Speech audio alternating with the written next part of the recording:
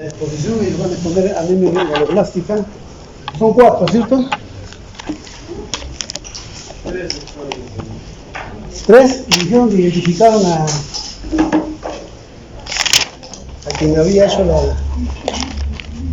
la firma, ¿no?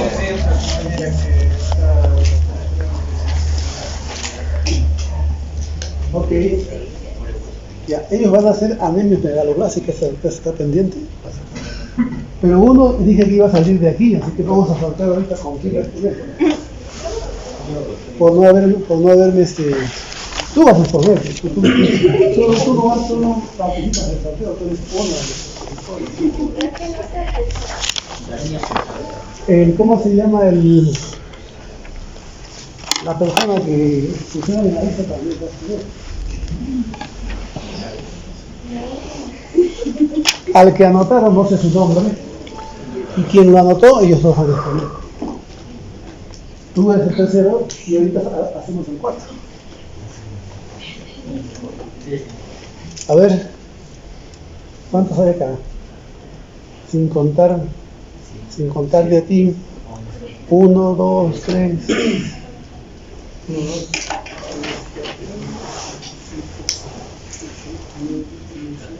3, 14 y 15 con el delegado, ¿no? Ya, entonces, entre los 15... ¿Los que llegan tarde? No están, pues. No están. Hay a los que llegan tarde.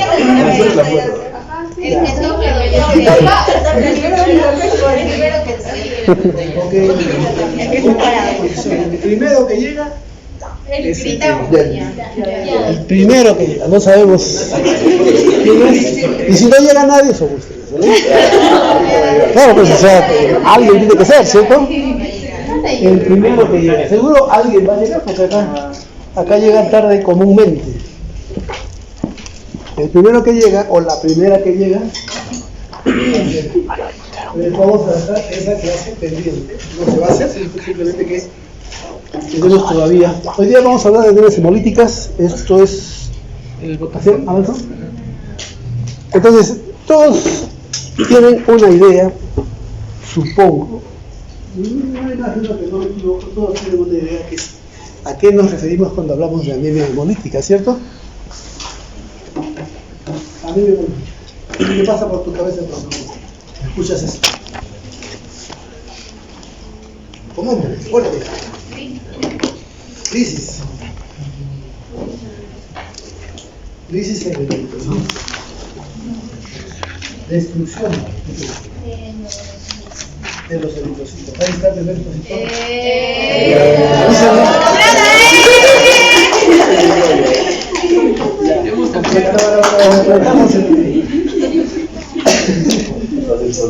Anemia hemolítica es una anemia, ya tú le explicas después del legado, una anemia que se produce como consecuencia de la destrucción de los glóbulos rojos.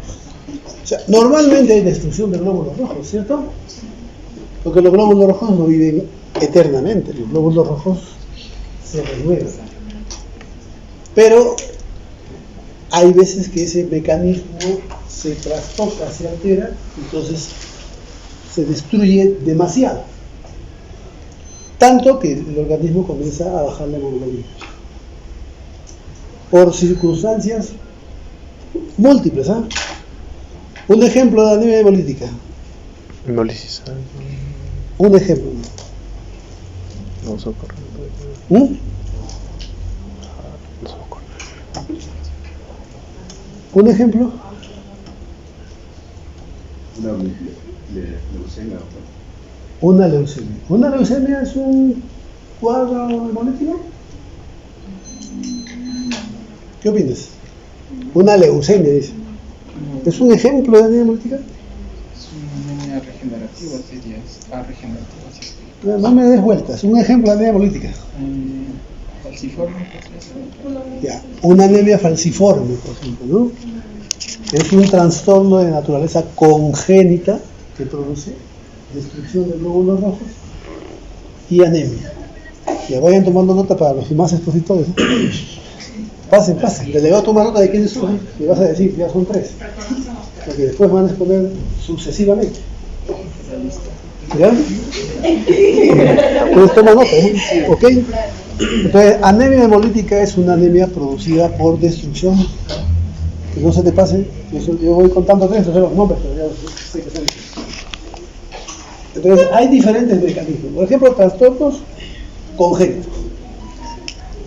Un ejemplo, anemia falciforme, no es muy común por acá, es común en otras latitudes, pero es una forma de anemia hemolítica.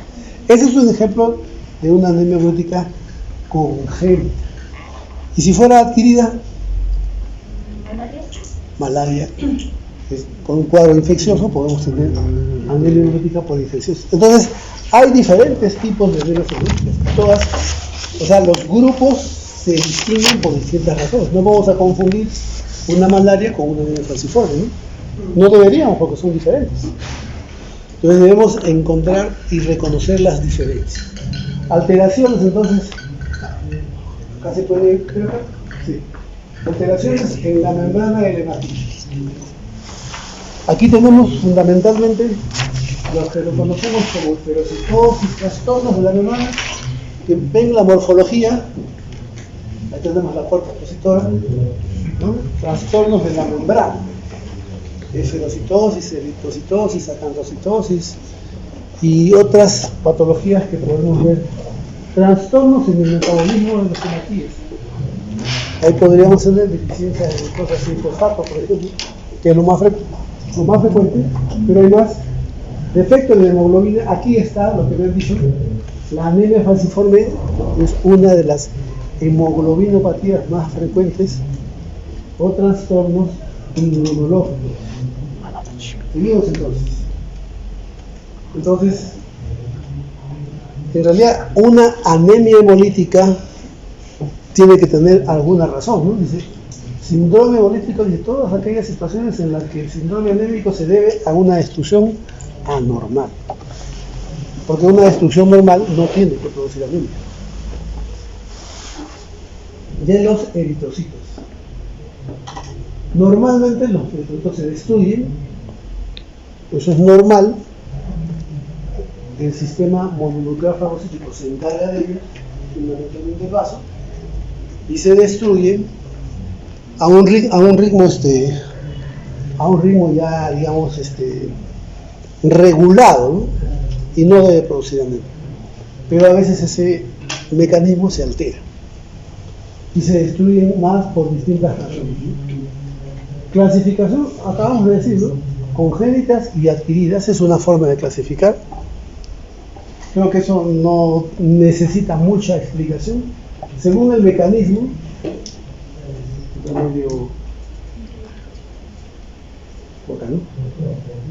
según el mecanismo de la lesión, intrínsecas y extrínsecas. Fundamentalmente las intrínsecas casi siempre son congénitos, trastornos propios de la naturaleza del hematíe, y extrínsecas que son del entorno. Según el lugar de producción, ustedes deben haber escuchado alguna vez hemólisis intravascular o hemólisis extravascular. La hemólisis natural, la intravascular, es un mecanismo de destrucción, digamos, artificial, pero puede existir. Y como es artificial, es complicado. Lo acabo de decir hace un rato, membranopatías, esferocitosis, eritrocitosis. Ejemplos clásicos: trastorno de metabolismo, déficit de piruglucosa, glucosa 6-fosfato hidrogenasa. Y acá, defectos de la hemoglobina, las conocidas talasemias o hemoglobinopatías. Y las adquiridas, como la malaria, por ejemplo, que es adquirida, podemos tener algunas que son inmunológicas, pero no todas son inmunológicas. Acá estamos viendo, ¿no? Inmunes, hiperestremismo, microencefalitis, HPV. Entonces, cuando nosotros sospechamos de un cuadro adquirido, tenemos que ir buscando esto. ¿De qué nos guiamos? Obviamente de la clínica, ¿no? Para ver qué camino escogemos, la clínica es la que nos va a orientar. Si no conocemos nosotros cómo se comportan, pues va a ser más difícil que podamos proponer un diagnóstico, ¿no? A lo sumo diremos que es una anemia hemolítica adquirida, pero ¿cuál de ellas puede ser? Intravasculares y extravasculares. Intravasculares tenemos inmunológicas, pero no todas, un porcentaje de las inmunológicas, déficit de glucosa 6-fosfato sí, y extravasculares, la mayor parte de las anemias, porque este es el mecanismo habitual. Nuestro organismo destruye hematíes por este mecanismo extravascular. Entonces, ¿qué dice acá? Hemólisis extravascular, incremento exagerado, anómalo, atípico, desproporcionado en la fagocitosis de los hematíes por el sistema mononuclear fagocítico en el vaso, principalmente, secundariamente en el hígado, ¿no? Esta hemoglobina da lugar a globina, hierro y protoporfirina. Y la protoporfirina se transforma en bilirrubina y posteriormente en bilirrubina, que después se conjuga y se elimina por vía biliar, por las heces o por la orina. Eso ya lo conocemos. Entonces va a aumentar estos indicadores. Por eso nosotros, cuando tenemos un paciente que hemoliza, ¿qué encontramos en la clínica? O sea, ¿cómo viene el paciente? Pálido y negro, ¿no? Antes que ictérico viene pálido, ¿cierto? Si es anemia, pálido. Después de la palidez, la ictericia. Palidez e ictericia son dos señales clínicas muy indicativos de un fenómeno hemolítico. También puede haber escleromegalia, ¿no? Si hemos dicho que el mecanismo extravascular es más frecuente, entonces a eso le decimos triada de hemólisis. Todos los casos corresponden a esta situación, ¿no? Hay hemólisis por otros mecanismos, pero lo clásico es esto: palidez, ictericia, escleromegalia. Porque si solo tuviera pálido, probablemente no plantearíamos hemólisis, ¿no? Plantearíamos a lo mejor anemia. Pero hemólisis, y si solo fuera ictérico, tampoco, ¿no? Porque hay causas de ictericia más comunes que hemólisis. Hemólisis no es la causa más común, es uno. Pero ya asociados, ya es diferente, ¿no? Tiene un peso diferente. Así que hemólisis intravascular, esta hemólisis no es muy común. El organismo no tiene mecanismos naturales para este metabolismo, y entonces la hemoglobina libre, ¿no? La hemoglobina, ¿dónde está? Están los glóbulos rojos, no está circulando. Nosotros no usamos hemoglobina circulante, ¿no? Destruimos glóbulos rojos y contamos, o en todo caso,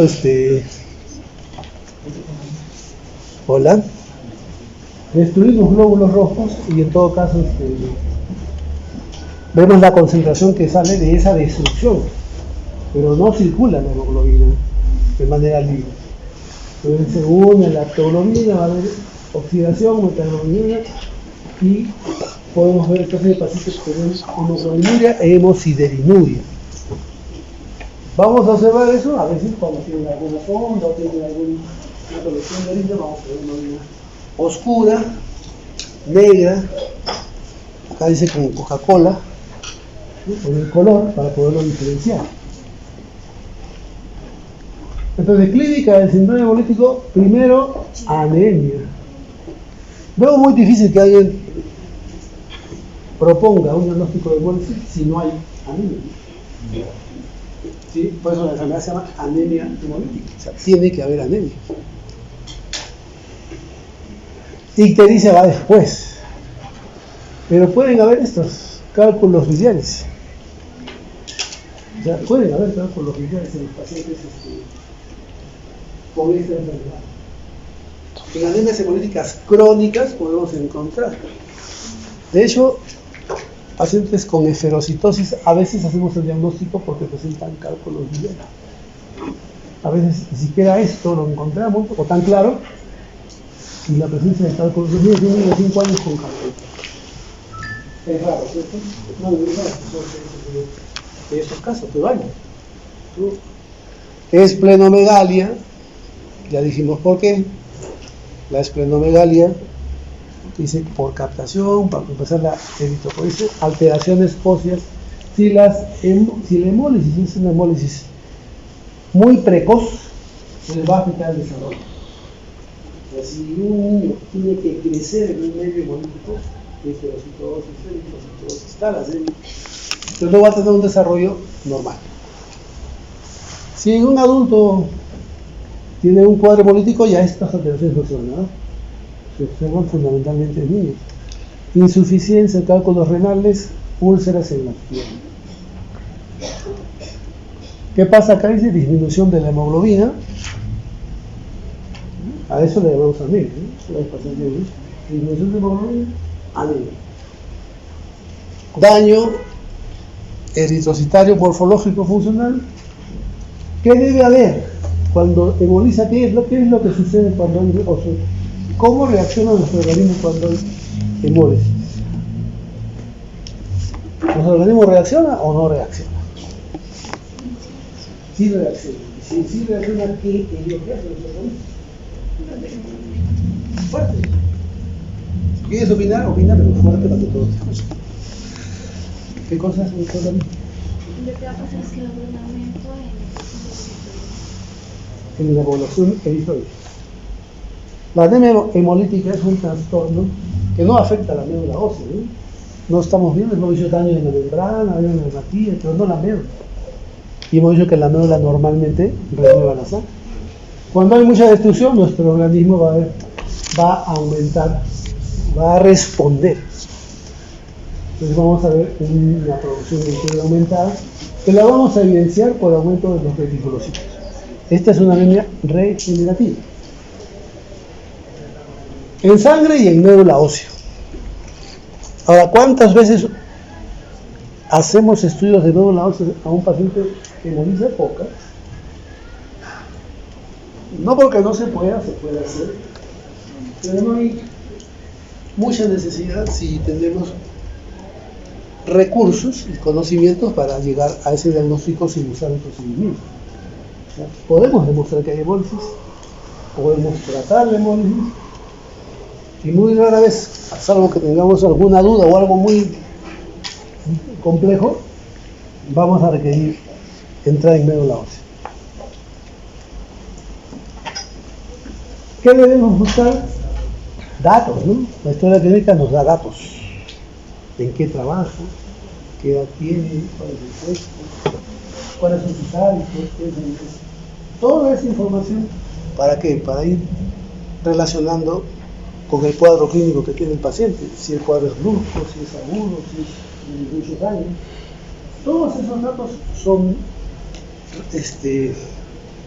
relevantes, ¿no? Historia. Preguntamos si es familia, porque el mismo fenómeno, si ha ingerido fármacos, entonces los fármacos son importantes en hemólisis, ¿no? Un grupo tiene que ver con fármacos. Yo siempre digo, no se da medicina por si acaso, ¿eh? Muchas veces vamos a ver, por si acaso, claro. Por si acaso le puede pasar un fenómeno de líquido también. Entonces hay que dar medicina cuando esté sustentada y fundamentada. A veces hay infecciones previas. La raza tiene que ver, de repente en algunas zonas endémicas también tiene que ver con aspectos raciales, ¿sí? Los nervios de déficit de glucosa 6-fosfato y no frecuente aminofalciforme. Pues no, acá no hay mucho técnica, pero sí, todos esos conocimientos nos ayudan. Si no los preguntamos, algunos los vemos, si los vemos ya nos tenemos que preguntar. Pero si no preguntamos, si no lo hablamos, si no hurgamos en todos sus antecedentes, se nos va a pasar. Entonces el diagnóstico va a ser más difícil. La membrana tiene una función, se regula el volumen, cómo se deforman los hematíes. Tiene una composición, ¿no? Si esa membrana falla, los hematíes se pueden romper. La membrana está compuesta de glucolípidos, proteínas, y si alguno de esos componentes que son parte de la estructura de la membrana fallan de manera sistemática, es un problema congénito, así, es una membrana defectuosa ante circunstancias habituales, de repente una infección, una deshidratación o algo, se rompen esos hematíes porque están formados de una manera deficitaria, ¿no? Alteración, a veces tampoco dando una sintomatología, pero hay presencia de formas raras de eritrocitosis. Y ahí tenemos a la esferocitosis, la alteración de las proteínas del citosqueleto. Hay pérdida de la membrana del eritrocito y se altera la permeabilidad, modifica la relación entre superficie y volumen, y esos eritrocitos que son más rígidos, cuando pasan por el vaso, son fagocitados y distribuidos de manera progresiva. El vaso elimina todo aquello que interpreta que es anormal, que es deficitario. El problema es que esos son los únicos eritrocitos que tiene el paciente. No es que los normales, los malos, no, ahí son todos los eritrocitos. Entonces, ¿qué podríamos ver en un cuadro congénito? Porque este es congénito. Ya hemos dicho en la clínica de hemólisis, creo que ahí no es muy complicado relacionar, para mí es deficiencia fenomenal. Posibles fenomenales gigantes suele ser una anemia ligera. Por suerte, esta es una anemia no muy severa en la mayor cantidad de los casos. Pero hay varios patrones de concepción. Y el volumen corpuscular suele ser disminuido, los glóbulos rojos de esta característica son pequeños. Conocer estos datos nos ayuda cuando nos mandan el hemograma. ¿Cómo vemos los esferocitos? ¿Dónde los vemos? ¿Dónde los buscamos?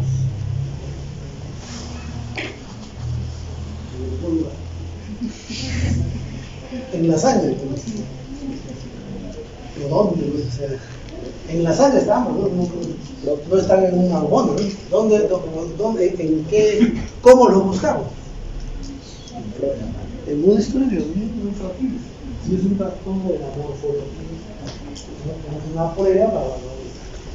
De hecho, también lo saben,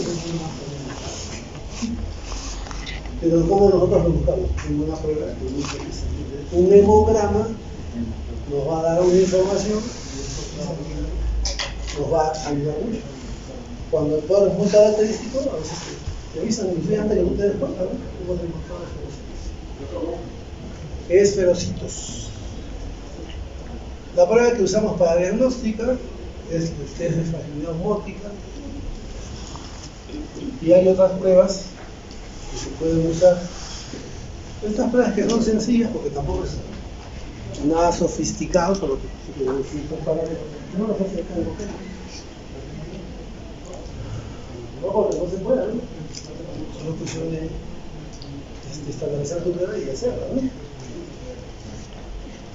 ¿Cómo podríamos tratar a un paciente con enfermedad congénita? Va a vivir con esos esferocitos, o sea que no nos sirve que los destruyan rápido porque esos son los únicos efectos que tienen. No le vamos a poner transfusiones porque es imposible transformarlo indefinidamente. Entonces aquí la esplenectomía es una forma de tratar, pero para los casos que son severos. El caso tiene funciones también neurológicas que se pierden, no recomendamos hacer esplenectomía de manera genérica. Hace pocos días tuvimos un paciente con trastorno pulmonar.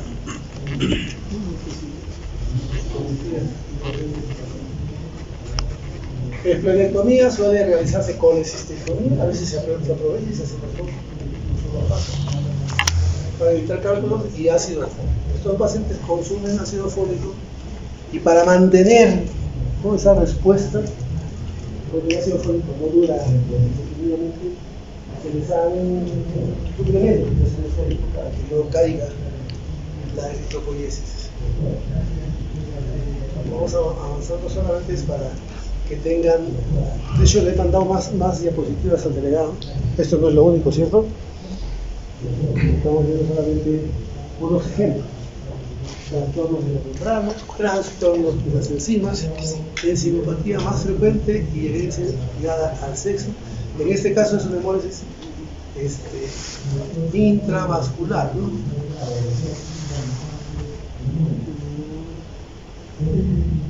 ¿Qué pasé?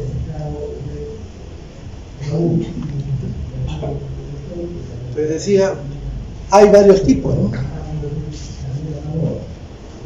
Estoy avanzando, voy a retroceder.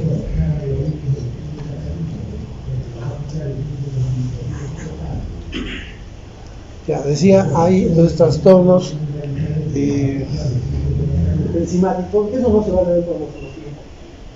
Difícil no vemos ya son con pruebas de laboratorio. Pero, por ejemplo, la deficiencia de glucosa sin fosfato produce una hemólisis intravascular. Entonces, la asociación de hemoglobinuria nos va a orientar.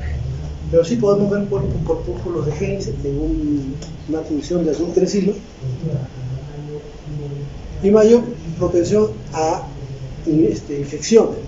Tratamiento, evitar, como esto es por crisis, esto no son hemólisis, a diferencia de los entonces que es una hemólisis continua, siempre hay un ritmo de hemólisis, que de repente puede descompensarse por un mecanismo, esto no. Un paciente puede estar completamente estable hasta que tiene algún estrés oxidativo y ahí hace una crisis. Puede pasar desapercibido con mucho tiempo. Si aparecen crisis hemolíticas, acá hay que transfundir porque la crisis es muy severa. Hidratar al paciente y evitar precipitación de la hemoglobina. Hay otro que es déficit de hemoglobinasa, alteración hemolítica en la síntesis.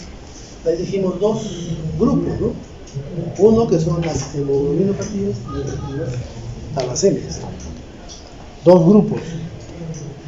No se me pasa. Las hemoglobinopatías son solamente alteraciones de la hemoglobina por mutaciones puntuales y las talasemias son deficiencias de cadenas de las globinas. Ahí dice cuánto contiene una hematía, cualquier infección podría decirse, bueno, uno diría pues hemoglobinopatía cualquiera, pero por cuestión ya de consenso, ambas son hemoglobinopatías, anemia falciforme, rasgo falciforme, también llamada anemia de Rausch. Si encuentran un nombre, anemia falciforme, enfermedad de Sickle-Cell, anemia hepatolítica, es lo mismo. Anemia falciforme, producida por una hemoglobina o una hemoglobinopatía llamada hemoglobina S, que se produce por alteración molecular, un cambio en un aminoácido en una cadena de las globinas da una hemoglobina anormal. O sea, solo este cambio produce una alteración hemoglobina, y esta hemoglobina tiende a precipitarse, tiende a deformar los hematíes y obviamente al deformarlos el vaso los destruye.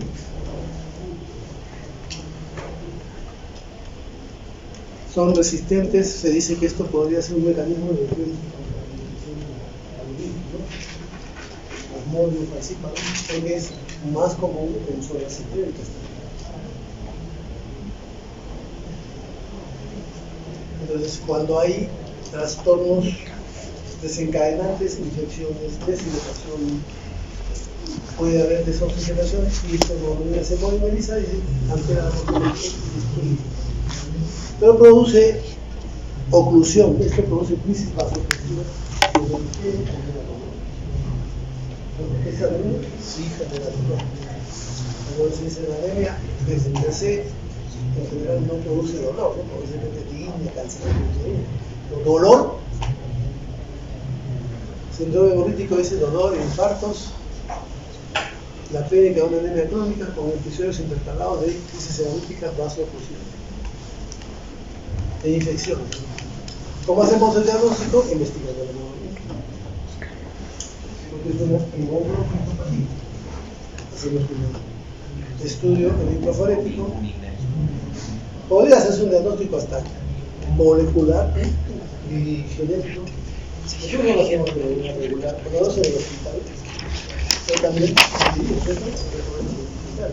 molecular. Tratamiento, acá no nos va a servir mucho, ¿no? Para este caso, la inmunoglobina.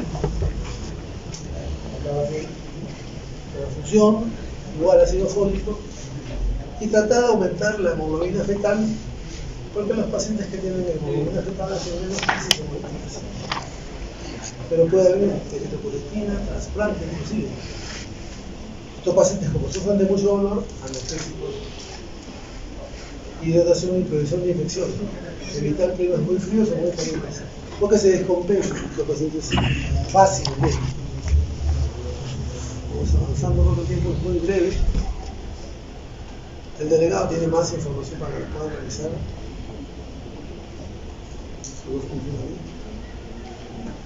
¿Cómo así ya? ¿Se quedó ahí? Talasemias son condiciones que vemos muy poco en nuestra realidad, por eso no lo estoy tratando mucho. ¿Qué pasa con esto?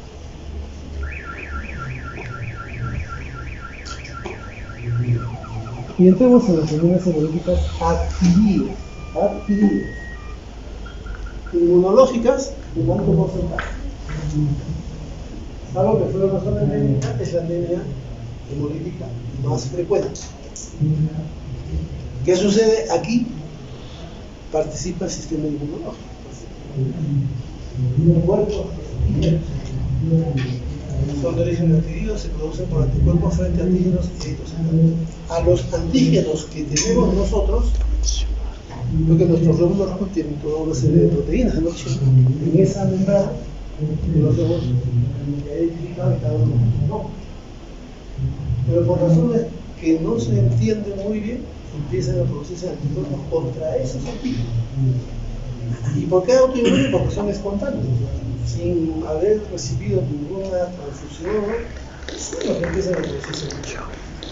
Pero esos anticuerpos que se pegan a la membrana de la titis hacen que una porque no puede hacer la anticuerpos apartado o tuvo.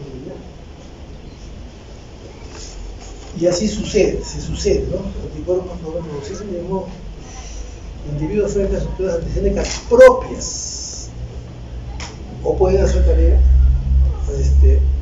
sintetizarlos frente a antígenos de otros individuos, ¿no? Pero cuando nuestra inmunidad sangre es incompatible, porque no se ha hecho un buen estudio, previamente ya tenemos producidos esos anticuerpos, pero vienen de otra persona. Aquí no. Ellos son de otra persona, ¿no? Entre la mamá y el niño, la enfermedad hemolítica recién nacido tiene que ver con una isoinmunización, no es una autoinmunización. El DS negativo, los demás DS negativo, es positivo, ya alrededor del plato paso una serie de anticuerpos que a lo mejor no actúan en el primer embarazo, pero que quedan ahí como memoria cuando es el segundo embarazo.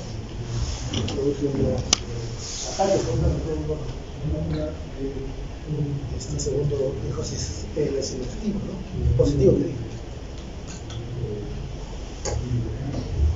Esto luego. Subdividimos las anemias hemolíticas inmunológicas en dos grupos,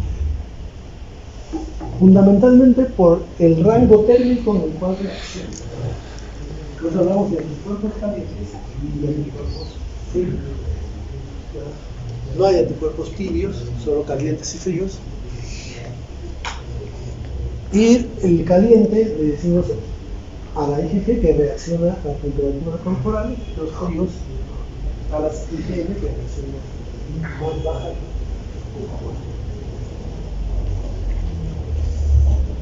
Ahora, ¿por qué se producen autoanticuerpos? La mayor parte de las veces no sabemos. Sabemos en un porcentaje que no representa más allá del 15-20%.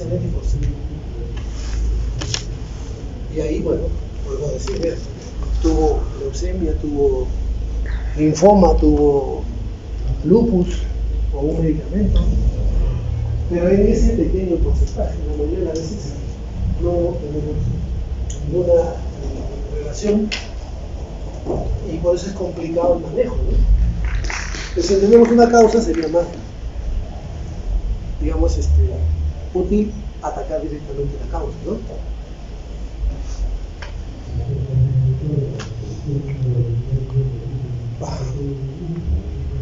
¿No quiere esto?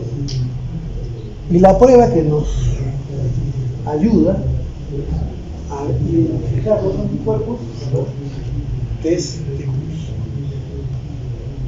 o prueba de antiglobulina. Esos anticuerpos los identificamos en esta prueba. Todos los pacientes tienen anemia de naturaleza inmunológica le tenemos que hacer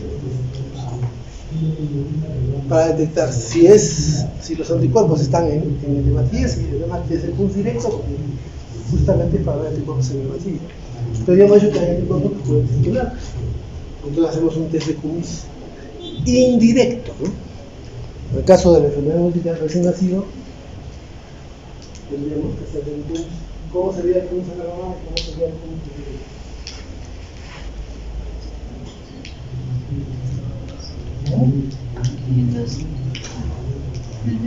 Hablen fuerte, jóvenes. Cuando digo hablen, quieren hablar, hablen fuerte.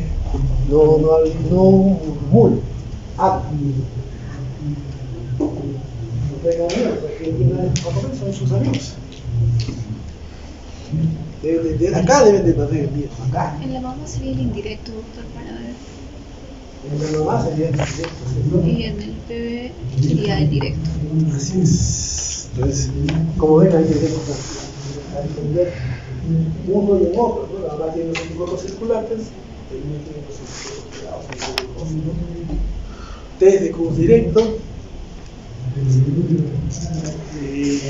Lo que produce es un fenómeno que llamamos aglutinación, se forman grumos, y lo vemos nosotros en el laboratorio, fundamentalmente en el laboratorio, pero de banco de sangre, ¿no? Banco de sangre tiene su propio laboratorio. Es un laboratorio dedicado a pruebas inmunohematológicas. También hace tamizaje de otras pruebas inmunohematológicas. Test de Cummins directo. Entonces, si yo quiero identificar qué tipo de anticuerpo es, con detalle podría pedir un Cummins más específico, así se llama, es un modo específico. ¿De cómo? Falta un minuto, doctor. Falta un minuto ya. El delegado es implacable, ¿eh? No perdona a nadie. No. Ya en directo ya les dije. Tipos de enemias hemolíticas, bueno, dijimos autoinmune, isoinmune, hay isoanticuerpos, aloanticuerpos, no ayuda mucho esto. Causas, o sea, ¿qué enfermedades cuando encontramos? ¿Qué es lo que encontramos? Síndromes linfoproliferativos, enfermedades autoinmunes, conectivopatías, tumores sólidos, infecciones virales. A todos les tenemos que hacer el descarte, porque si no lo hacemos, no vamos a encontrar. Pero de ese universo, yo lo he encontrado más allá de un 10, un 15%. Por esto, no solamente debemos decir que tiene una anemia hemolítica autoinmune, a lo mejor encontramos una leucemia, a lo mejor encontramos un lupus, o una enfermedad de sistema digestivo. Si no lo hacemos, vamos a tener alguna sorpresa, ¿no? Incluso a veces se asocian a púrpura. O sea que no solo hay destrucción de los hematíes, sino también destrucción de los. Cuando se asocia se llama síndrome de Evans. Es una condición más compleja, ¿no? Porque hay destrucción simultánea de glóbulos rojos y de plaquetas. Y como el delegado dijo, un minuto, creo que ya se pasó, aparte me da ¿no? Formas agudas, formas crónicas, tratamiento fundamentalmente corticoide. responden mejor los pacientes de anticuerpos calientes que los anticuerpos fríos. Los corticoides, si no responden los corticoides, bueno, podemos usar otros fármacos, incluso esplenectomía. El problema es que el riesgo de recaída existe, entonces no siempre la esplenectomía es una decisión, digamos, final, como si te da una respuesta absoluta. En un porcentaje no recaen, pero hay un grupo que se recae. Entonces, el paciente siempre te pregunta, ¿no? ¿Y esto va a ser lo último? No podemos garantizar. Por lo menos hasta ahora no tenemos algo que nos anticipe, ¿no? Quién sí y quién no. También se dan anticuerpos monoclonales, o sea, y hay otros esquemas, pero los corticoides para ustedes, los corticoides y el monoclonal deben quedar más claro. Eso es la primera línea. Es un gran desafío tratar a estos pacientes que están hemorizando, que están con hemoglobina muy bajas, a veces tienen errores, no los puedes transfundir. Y peor si no se quieren transfundir. Algunas veces nos tocó pacientes que tienen este problema y todavía son testigos de Jehová. Peor todavía. Nos ha pasado no solo en estos casos, imagínense, aquí que necesita sangre hasta que responda, pues se puede morir. Y de hecho algunos inclusive se llevan a morir por esta situación. Si tratando es riesgoso. Ok, delegado, entonces concluimos aquí porque si no van a memorizar con ustedes. Ya los veo histéricos.